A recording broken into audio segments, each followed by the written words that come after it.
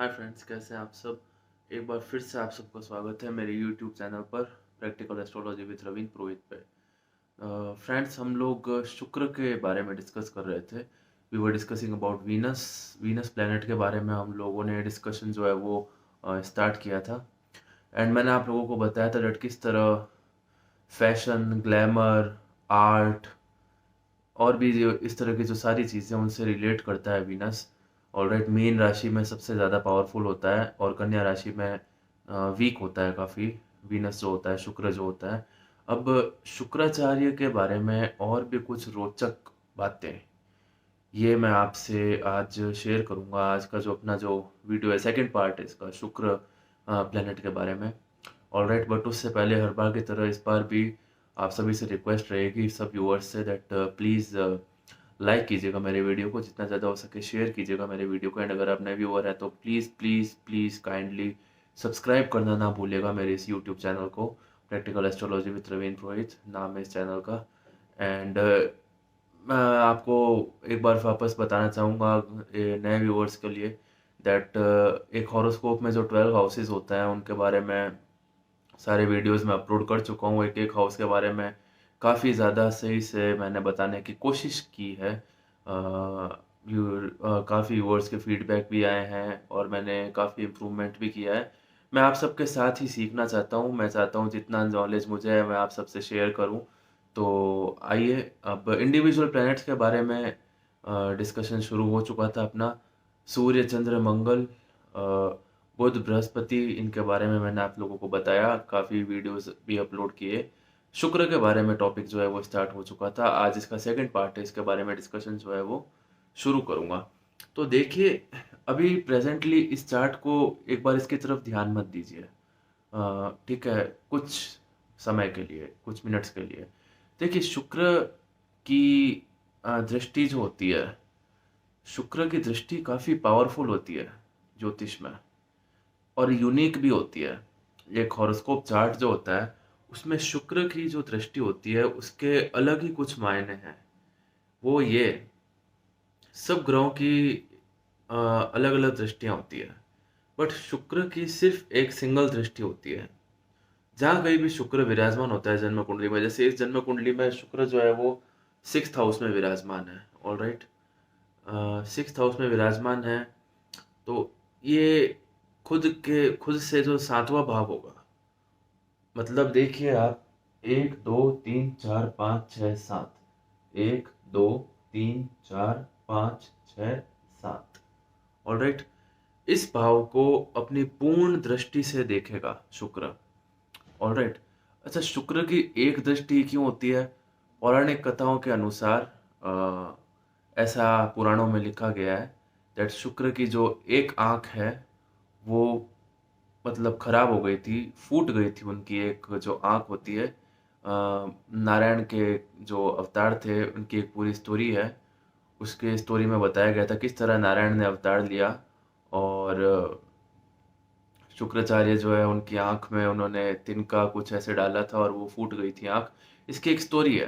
तो इनकी एक ही आँख है शुक्राचार्य की, राइट। उसकी तो 7वें भाव को ये देखते हैं। अलग-अलग प्लैनेट्स की अलग-अलग दृष्टियाँ होती है जो एक से ज़्यादा होती है, बट इनकी सिर्फ एक है, 7वीं दृष्टि शुक्र की। ठीक है? जिस भाव में भी शुक्र विराजमान होता है, वहाँ से अपने 7वें भाव को वो देखता है पूर्ण दृष्टि से, और उसमें उसके जो इफ़ेक्ट्स होते हैं, उसमें कुछ ना कुछ चेंजेस वो अपने हिसाब से लेकर आता है, जो उसकी नेचर है। अब शुक्र को सबसे प्रिय भाव ज्योतिष विज्ञान के अनुसार कौन-सा होता है? शुक्र को सबसे प्रिय भाव होता है 12th हाउस ऑफ हॉरोस्कोप। ठीक है? जन्म कुंडली का 12वां भाव, 12वां भाव कौन-सा होता है मैंने आप लोगों को बताया था वीडियोज़ जो, अगर आप पास्ट के वीडियो में जाकर के देखेंगे, 12th हाउस, दिस वन। ठीक है? 12th हाउस होता है ये हॉरोस्कोप का। ये शुक्र को सबसे ज़्यादा प्रिय है। अगर किसी के भी जातक के शुक्र 12th हाउस में प्लेस्ड हो जाए, तो उसके वो बहुत ही अलग इफ़ेक्ट होता है। शर्त ये है कि वो कुंडली में थोड़ा शुभ होना चाहिए। अशुभ या बाधक ग्रह इस तरह का नहीं होना चाहिए। बाधक ग्रह क्या होता है मैं आपको फ्यूचर में बताऊँगा। लेकिन शुभ मतलब वे में विराजमान होकर के शुक्र अगर किसी के 12th हाउस में विराजमान हो जाए हॉरोस्कोप के, तो फिर और उसकी दशा आ जाए, तो फिर वो उसका एक तरह से बहुत ही अच्छा टाइम पीरियड माना जाना चाहिए जातक का। ऑलराइट, इसी तरह सिक्स्थ हाउस, जैसे कि इस हॉरोस्कोप में, ये हॉरोस्कोप मैं आप लोगों के लिए आज जो लेकर आया हूँ, सिक्स्थ हाउस में यहाँ पे शुक्र जो है वो विराजमान है। ऑलराइट, सिक्स्थ हाउस में शुक्र जो है यहाँ पे विराजमान है। अब यहाँ से सातवीं दृष्टि हो गई, 1 2 3 4 5 6 7। ऑलराइट, ये ट्वेल्थ हाउस को देख रहा है। अब ट्वेल्थ हाउस में विराजमान होना और ट्वेल्थ हाउस को देखना, इनमें फर्क है इन चीज़ों में। बट 12वां जो घर है, ट्वेल्थ हाउस होता है उसको, वो शुक्र को वो अति प्रिय है। तो शुक्र किसी के सिक्स्थ हाउस में विराजमान होकर के और उसको देख ले ट्वेल्थ हाउस को, तो उसका भी बहुत ही अच्छा इफेक्ट माना गया है। ऑलराइट, इतना नहीं जो उसके खुद के ट्वेल्थ हाउस के विराजमान में होने से होता है, बट फिर भी ये इफेक्ट भी बहुत अच्छा है। अब इस हॉरोस्कोप में एक और यूनिक चीज़ है, लेकिन उससे पहले प्रेजेंटली जो गोचर हो रहा है, शुक्र की राशि वृषभ राशि एंड तुला राशि जो होती है, वृषभ राशि में अभी प्रेजेंटली देखिए राहु का गोचर हो रहा है। राहु एक नोटोरियस प्लैनेट होता है, ये मैं आप लोगों को बताता हूँ। ये एक बहुत ही यूनिक प्लैनेट है। इसका जब सेपरेट जो डिस्कशन है वो स्टार्ट करेंगे जब राहु का, उस टाइम बात करेंगे। बट राहु अभी शुक्र के हाउस में ट्रेवल कर रहा है गोचर में। अब शुक्र से रिलेटेड ग्लैमर और ये art and fashion culture, art and culture, ये सारी जो चीज़ें हो गई, ये ग्लैमर हो गया, ये इस तरह की फिल्मी दुनिया हो गई, ये सब देखिए, ये सब, इन सब का कारक जो है वो शुक्र होता है। ऑलराइट, तो राहु एक, मैंने क्या कहा, नोटोरियस प्लैनेट है। तो अभी शुक्र के घर में विराजमान हो रहा है वो। ठीक है, वहां से वो मतलब ट्रेवल कर रहा है गोचर में अभी। सौरमंडल में जो ग्रह भ्रमण करते रहता है, इसको गोचर बोलते हैं। ठीक है, शुक्र जो सॉरी राहु जो है वो अभी शुक्र के घर में ट्रेवल कर रहे हैं। ऑलराइट, तो आपने जैसे कि देखा अभी ड्रग्स के और किस तरह के स्कैंडल हुए इंडिया में, ये देखने को मिला आपको किस तरह जो बड़े बड़े बॉलीवुड एक्टर्स जो हैं, उनके जो मतलब चिल्ड्रंस जो है, उनके चिल्ड्रंस इन केसेस में फंसे ड्रग्स के, और ये सब राहु करवा रहा है। मैं आपको अगेन बता देता हूँ, क्योंकि ये शुक्र के ग्रह में अभी, शुक्र के घर में अभी ट्रैवल कर रहा है। ऑलराइट, ये सब राहु करवा रहा है। और ये जब तक शुक्र के घर में ट्रैवल करता रहेगा, अभी अभी अगले साल तक रहेगा या 2022 तक भी रहेगा, 2022 में ये फिर अपना हाउस चेंज करेगा राहु। जब तक ये शुक्र के हाउस में ट्रैवल करेगा, और भी कुछ राज खुलने अभी बाकी हैं, ड्रग्स रिलेटेड, या कोई बड़ी जो पॉलिटिकल पार्टीज हो गई उस तरह के राज खुलना। ठीक है, शुक्र में क्या होता है, कोई इस तरह के राज खुलते हैं जो ग्लैमर से या मतलब फैशन से इस तरह से जुड़े हुए होते हैं। फिल्मी दुनिया हो गई, या दूसरी और भी तरह की कोई, मतलब इस तरह की जहाँ पे ये ड्रग्स हो गए और ऐसी जो चीज़ें हो गई, मतलब यहाँ पे किसी पाप ग्रह का ट्रैवल करना, और ख़ासकर जब वो शुक्र का घर होता है, तो इसमें ऐसी चीज़ों की संभावना रहती है उस एरिया, उस कंट्री के लिए। ऑलराइट, तो ये मैंने आपको आज वजह बताई दैट क्यों अभी ये जो ड्रग्स का इतना बड़ा स्कैंडल हुआ था इंडिया में, बहुत बड़े-बड़े जो बॉलीवुड एक्टर्स थे उनके बच्चों का इसमें नाम आया, ये सब राहु करवा रहा है। मैं आपको अगेन बताता हूँ, और अभी भी काफ़ी चीज़ें होनी बाकी है, मेरा एनालिसिस ये कहता है। ऑलराइट, तो आज चलिए एक आपको प्रैक्टिकल एनालिसिस भी बताता हूँ अब शुक्र के बारे में। देखिए, ये जो जातक हैं, इनको शुक्र जो है इनका सिक्स्थ हाउस में विराजमान है, वहां से सातवीं दृष्टि से डायरेक्ट ट्वेल्थ हाउस को देख रहा है। राइट, ट्वेल्थ हाउस शुक्र को अति प्रिय है। तो यहाँ पे इन जातक के अंदर एक क्वालिटी हो गई, काफी खर्चालू प्रवृत्ति के हो गए ये जातक। ठीक है, और खर्चे किन चीज पे, शुक्र की चीज है सारी। वाहन, नए नए वाहन, या जो भवन है उसमें, मतलब जो इनका घर है वहाँ पे ऐशो आराम की जो चीज़ें होती है उन पे काफ़ी इनका इन्वेस्टमेंट रहना, और नए नए रोज वाहन जो है, हर मतलब 1 2 साल में नया वाहन लेना, जो व्हीकल्स है वो चेंज करना। ऑलराइट, तरह तरह के मतलब डिफरेंट ब्रांड्स के जो क्लोथ्स हो गए, वो अपैरल्स जो हो गए, महंगी से महंगी वॉच जो है उसे वियर करना, वो सब शुक्र इनसे करवा रहा है टिल डेट। ठीक है, और जब जब शुक्र का जो इसमें प्रत्यांतर भुक्ति या अंतर्दशा मतलब यूँ आती है, तब तब शुक्र इनको मैजिकल मतलब अलग तरह के कुछ इफ़ेक्ट्स जो होता है वो दे कर के जाता है। जैसे जब ये स्कूल से पास आउट होकर के कॉलेज में आए थे, उस टाइम इनके शुक्र की जो अंतर्दशा भुक्ति जो है वो चल रही थी। उस टाइम ये इनको कुछ इंटरेस्ट नहीं था और एकदम से ये गए फ्रेशर्स पार्टी में और ये मिस्टर फ्रेशर बन गए वहाँ के। तो हर छोटे से छोटा भी या बड़े से बड़ा भी, ग्लैमर हो गया या इस तरह की जो चीज़ें हो गई, ग्लैमर रिलेटेड चीज़ें हैं या फैशन, कोई भी तरह का शौक, जैसे कि अब इनको म्यूज़िक का बहुत शौक है।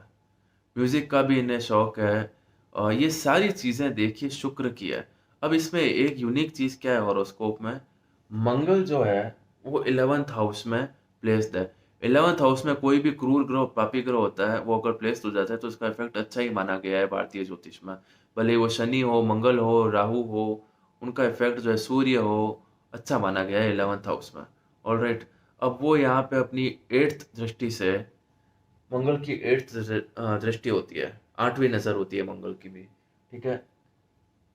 1 2 3 4 5 6 7 8th, ये 8वीं जो दृष्टि है ये आ गई शुक्र के ऊपर। ऑलराइट, ये मंगल जो है ये इसमें शुक्र को देख रहा है अपनी 8वीं दृष्टि में। तो इसमें शुक्र की जो चीज़ें हैं उसके अंदर मंगल का एग्रेशन मिल गया। एक चीज़ समझिए आप, जैसे जातक का किसी का मन करे कि आज मुझे पार्टी में जाना है, लेकिन जातक के पास दूसरी चीज़ें हैं ध्यान लगाने के लिए, मान लीजिए स्टूडेंट लाइफ है मान लीजिए, तो अगर गुरु यहाँ पे देखता मंगल की जगह, तो जातक को वो रोक लेता, ठीक है कि नहीं अपन का कल मतलब जैसे उसका एग्ज़ाम है उसे पढ़ना चाहिए या नेक्स्ट वीक उसका एग्ज़ाम है। लेकिन यहाँ पे इसमें मंगल का एग्रेशन मिला हुआ है शुक्र के अंदर। तो यहाँ पर क्या है, मंगल इनको और ज़्यादा प्रोत्साहित करता है इस तरह के गलत, मतलब गलत तो नहीं, इस तरह के चीज़ों की तरफ। ऑलराइट, कि नहीं नहीं एग्ज़ाम तो है वो होता रहेगा, एन्जॉयमेंट वापस कब मिलेगा, इस तरह के जो चीज़ों की तरफ मोटिवेट करना। और भी शुक्र रिलेटेड जो दूसरी चीज़ें हो गई, जैसे इनके ड्रिंकिंग हैबिट्स भी है, ये सारी चीज़ें जो है वो शुक्र को, मतलब ये सब चीज़ें काफ़ी पसंद है। और अब इसमें मंगल का एग्रेशन मिला हुआ है, मतलब जोश में आकर के इस तरह के जो है कार्य उन्हें पसंद है, राइट?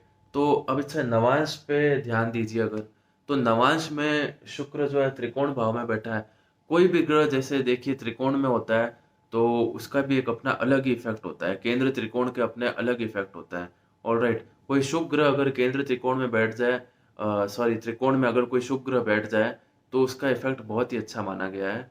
तो शुक्र यहाँ पर जो है त्रिकोण में विराजमान है अपने खुद के हाउस में।